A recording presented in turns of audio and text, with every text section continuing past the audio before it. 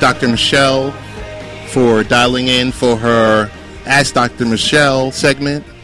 As I mentioned previously, ways to get in contact with us. Real Ted Hicks on Twitter. Late Night Parent also on Twitter. And Facebook, facebook.com/Late Night Parents. Our website is latenightparents.com, as I've mentioned before. And this is usually we do about 2 or 3 guests per show. We talk diversity. Most of the time, on the Wednesday podcast, what we usually do is we have people, all over the world, whether it's, coming from down south or going as far as to Bahrain. On the 1240 WGBB show, I like to keep it more local, to have folks in the studio with us that we're able to reach out and touch. There's a lot of things going on in the community. There's people in the community that are change agents. There are people that make things happen.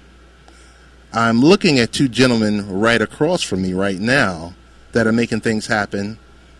Because last year, I would say close to 18 months ago, I had the opportunity to speak with, at the time, I was calling him Minister Reginald Benjamin. Because we were talking about Dream Big, we were talking about back to school. But now I have the opportunity to sit across the table from Reverend Reginald Benjamin to talk about some of the things that are happening in the community.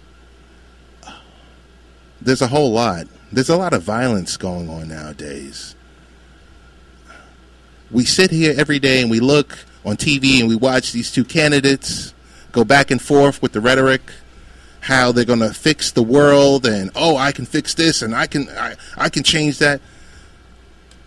I think the first thing is understanding that you, the man or the woman, can't fix it. There's someone else who can, that we all do know. And I'm not about to preach or anything like that, but preach, but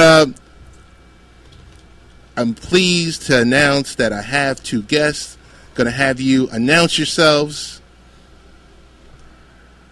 I'm Brother James Muhammad, and a member of Mosque Number 7, and we're here today to talk about why we need peace in the streets. And I have a good friend, comrade in that struggle with me today. Brother? Yes, I'm Reverend Reginald Benjamin. I'm the Executive Director of ABBA Leadership Center. I have to digress just for 1 second to say to you, Mr. Hicks, I want to thank you for this opportunity to be able to speak to your audience via radio concerning an emergency.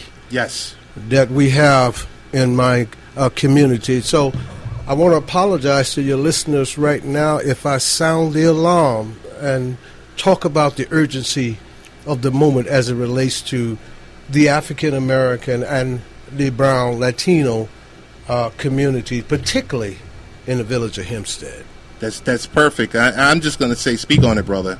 Well, thank you so much. I want to talk about it. And again, I express my apologies if I sound a little alarmist. But to me, when I start thinking about the African American and the Latino community, it seems to me it is a time to sound the alarm. Across the country, people are talking about unemployment is down. The last figure I seen was 4.9. Yes. In the village of Hempstead, we have our executive, the county executive. I have no disrespect to him, and that's not the intentions of my message today. Okay. But he was talking about unemployment was 3.7. Then I looked in the village of Hempstead, the community that's 98% African American and Latino. Okay. And we have a 28% unemployment rate. We have one of the historic community, yet we have a dying communities. Yes, we do. Homes are abandoned. Mothers and grandmothers are angry because they waited all their lives. They worked all their lives to put their money aside to have a home for themselves. And now that they're in their senior years, the property taxes is upward of $20,000 a year. So they're going to lose the home that they spent their lives and saved for, worked hard. This is just the tip of the iceberg. Yes, it so is. we got people in the community that are angry. We have young men, young women who are in desperate need of employment. That's the reason why there's a anger fermenting in our community. And I want to be clear. The problem that we have today is not what the police are doing to across the nation. That's a whole other issue. What the problem we have today is we are killing each other in our own communities. In the village of Hempstead, the average death that happens starts from one brother killing another. And so it saddens my heart. It fires me up because I believe we can do better. Yes, we can. I spent the last 20 years of my life working in Nassau County Jail, talking to young people and urging them that we can do better. And so we're going to have a rally on the 13th. Yes. The 13th of August from 4 p.m. through at Campbell Park to talk to our young people. We're not going to come out to rail on the police or the government or anything else. We come out to talk to one another.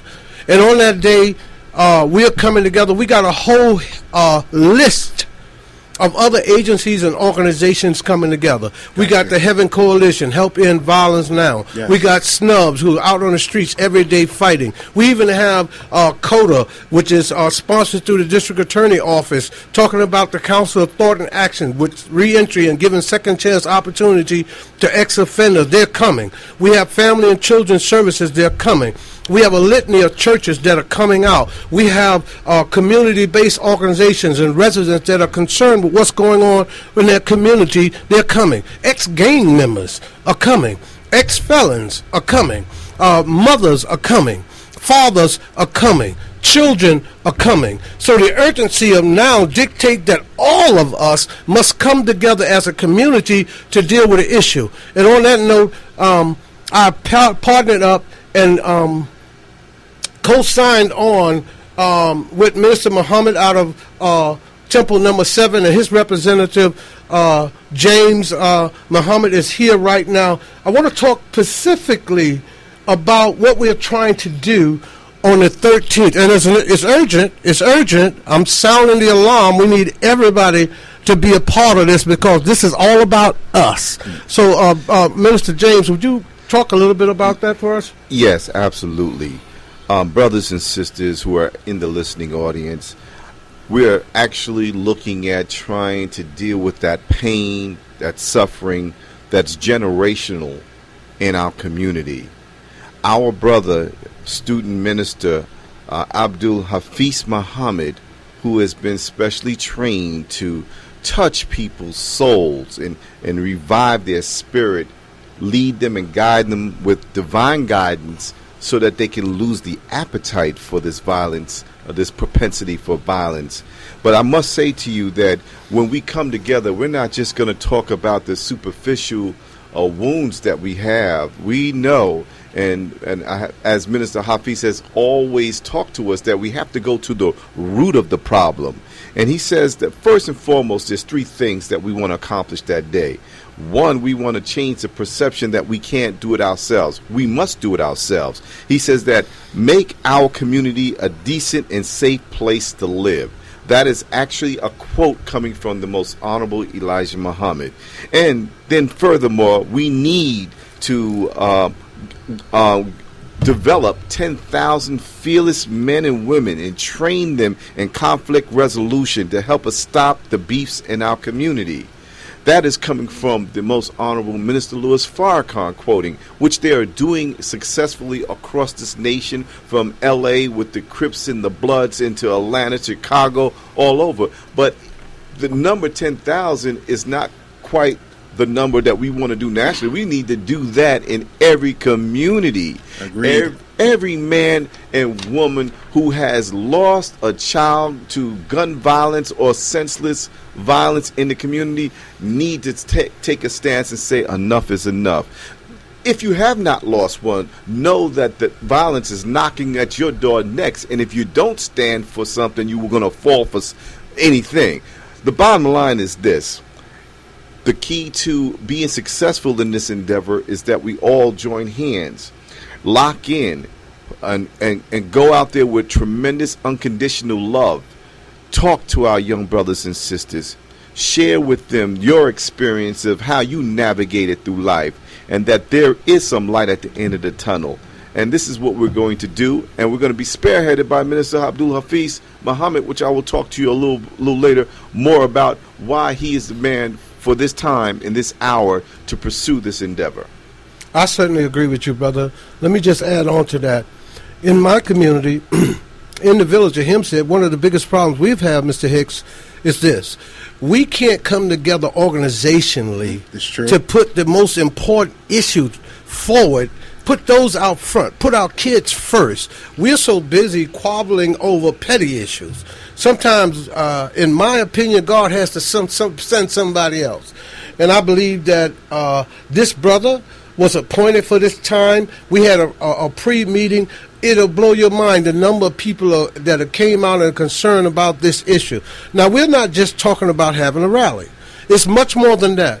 We're talking about some intentional services and programs. Mm-hmm. Matter of fact, right now, and it's by the grace of God, I was appointed to be the consultant for the village of Hempstead with a major $2.5 billion project that's going to take place in the village of Hempstead. That's a bonanza economically to our community. Yes, the mayor is coming out on the 13th. We have a number of different politicians coming out, and they're not coming out just to speak because it's election time. We're asking them to come out to be a part of this and make some firm commitments to our community. And I know I can go on and on about this, but if a few of our brothers and sisters would come out and stand with us and say to you, well, Brother Reggie, here you go again talking about stop the violence, but we don't have jobs. Right. We don't have opportunity. Where are we going to get jobs? And if I was talking to somebody, I would tell you, I'm glad you asked. If you come out that day, me being the consultant for the village of Hempstead and working with several construction companies, it's my goal to make sure that every brother, every sister that are willing and able to drop the guns and pick up a broom or pick up a shovel or pick up a tool or pick up a trade to make sure that they get there. The problem is all of us going to be there, all the community agency, all the organization. We need you. That's perfect. That's perfect. I just want to jump in here and Reverend Benjamin, you might not remember, I am also a member of the village of Hempstead. Wow. So,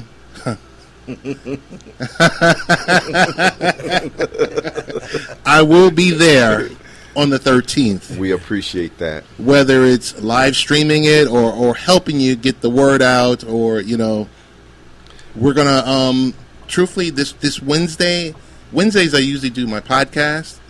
You gentlemen are more than welcome to join it. At what time is your podcast? It's at 8 p.m. Sure. It's at 8 p.m. So, trust me, I'm committed, just like everyone else, because, I mean, I've lived in Hempstead for 15 years. So, I've seen it. So, you know firsthand. I know firsthand. And there's a specific reason why I send my kids to private school.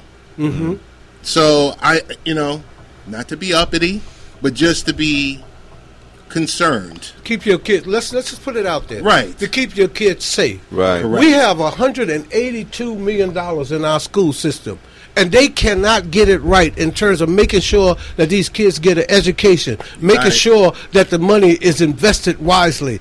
People, oh Lord, I don't want to go there. That's a whole nother subject. Well, almost went there. Well, I'm not going to do it. Let me just say Let me just stick to the subject. Yeah, we're going to stay on the subject because we want to keep peace in the streets, but there can't be no peace in the streets unless there's some peace at home. It's true. And there can't be no peace at home unless these children got somewhere to go during the day, and there's peace in the classroom and peace wherever they go. So the question is, how do we get to that point where we find peace within ourselves so that we can stop this here violence that's going on in our community. It's a plague. It's happening in every community across America. That's no correct. matter where you go.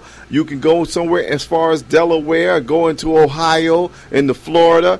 Wherever you find black people, it looks like it was a scripted thing. They're redlined in similar kind of communities, and similar things are taking place in their communities. I say peace. Why? Because there's power in peace. People don't recognize that. That's true. See, from the very beginning of time, when everything was formed in this universe, it was formed in peace. You know, when someone passes away, no matter what culture you're in, no matter what religion, they say what? Rest in peace. Or power, right? So we need to get back to that peace, because in that peace, in that power, there's the ability to heal. We are people who are hurting. We are people that have so much tremendous pain from generational things that have taken place, and no one has addressed that. Like, I'm an ex-military man. You come out of a conflict and you're having some trouble dealing with an issue of seeing so much trauma and drama and pain and suffering. They send you into a situation where you can seek counseling and help you deal with that problem. Our people in our black community have gone generation after generation of trauma, and there has been no outreach, no help to help us deal with what we have. So the bottom line is, we've been abused, and now we have become self-abusers. That's why the killing is taking place so rapidly in our community. Unless someone who's qualified, someone who's willing, someone who's able steps in and intervenes in our behalf, the killing will continue. So we're going to address that on August 13th in a big way. That's perfect. That's perfect. Like I said, I know we're short on time here, but the floor is always open.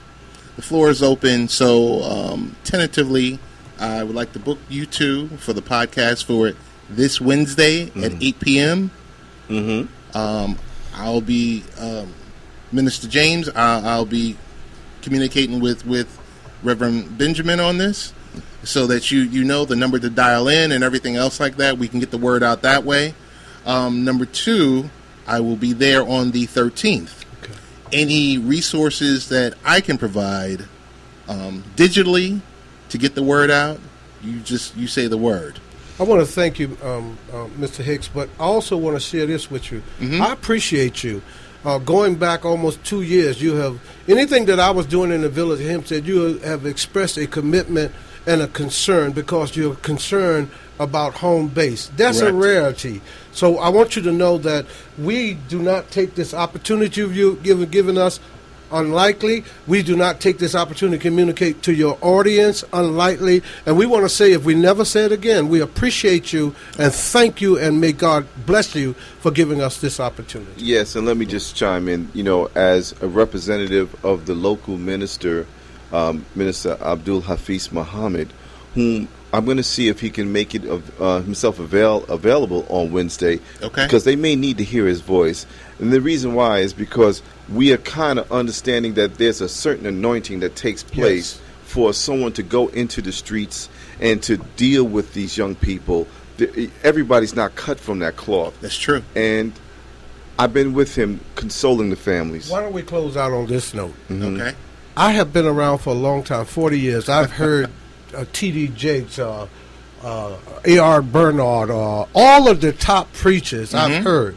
But this man have a certain type of anointing on him that if you listen to him for 5 minutes, you'll see this is the person that God is talking to at this time. It doesn't matter what faith or denomination you're under, he's speaking to the issues. Gotcha. Well, and I'm not sure, Minister James, if you know that on the 19th, Reverend Benjamin is coming back here. And we're opening it up. There's no other guest. Yes. So we're going to recap the 13th, and we're going to talk about something else that's near and dear to my heart, the back-to-school celebration. Wonderful. Well, Definitely. The back-to-school celebration has been expanded to include the issue of violence. We have included talking about a continuation of stopping the violence. We're talking about peace in our streets, and we'll be talking about that again on the 27th. And the minister, although he's a very busy man across the country, he will be out on the 27th as well. Did you know that, Brother James? I absolutely did. This man is committed already. He committed his time and effort to this. I want to thank you again, and I'm kind of long-winded. Let me get out your way. No, not long-winded at all. And like I said, I wouldn't be a good deacon myself if I didn't see this opportunity here to bring us together, to help get this word out because of the work that you guys are doing. Thank you. And, we're all doing it for the same cause. So, just to wrap this segment up, Reverend Benjamin, best ways to hear about this? Yes. I'm going to give you a number that you can call me direct because I'm directly involved. If you're interested in being a part of the Peace in the Street rally on the 13th of August, you can call me at either number, 516-398-7484, 516-493-9840, or you can call Minister James at what number, James? 631-335-4652. Could you repeat that? That's 631-335-4652. And bless you, Brother Ted, for allowing us to come on. We're looking for 10,000 feelers to get this job done. You got it. Listen, we're going to go to a quick break, and we have Mission Athlete Care